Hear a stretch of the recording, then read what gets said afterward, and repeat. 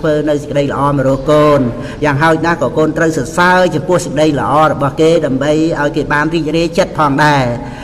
ការអើពើដោយទឹកចិត្តនេះឯងណាកូនគឺជាមុនដ៏វិសេសសម្រាប់ឆក់ស្រូបអ្នកដទៃឲ្យគេមកស្រឡាញ់រាប់អានកូនទន់ភ្លន់ចំពោះកូន